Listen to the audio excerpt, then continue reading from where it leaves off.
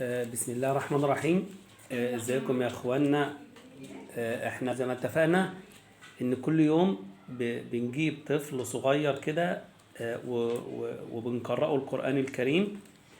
فيا ريت لو انتم عندكم اولاد صغيرين سن سنتين، سن سنتين ونص، 3 سنين، 4 سنين، فممكن تشتركوا معنا في القناة علشان خاطر تقرأوا معنا وتصححوا معانا هذه الأخطاء بتاعة الأطفال الصغيرين.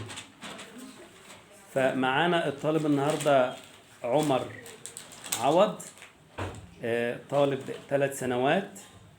فإحنا بنحفظه القرآن الكريم، وبسم الله ما شاء الله حفظ بقاله حصتين 3 اهوت معانا، وحفظ سورة الفاتحة. فياريت الناس اللي عندها أولادها صغيرين تتفرج على الشيخ عمر وهو بيقرأ معانا سورة الفاتحة ويقرأ معانا. ولو انت محتاج تستمر معانا ممكن تشترك معانا في القناة. كل يوم ان شاء الله هننزل طالب جديد وطفل جديد يقرأ معانا القرآن. فدي حاجة كويسة يا جماعة، بدل ما يتفرج على فيديوهات بتاعت أغاني وفيديوهات لا تخص الطالب بشيء، يستفاد معانا في قراءة القرآن أفضل. الشيخ عمر هيقول بسم الله الرحمن الرحيم. اقرأ.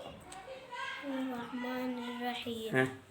الحمد لله رب العالمين الرحمن الرحيم مالك يوم الدين إياك نعبد وإياك نستعين اهدنا الصراط المستقيم برافو.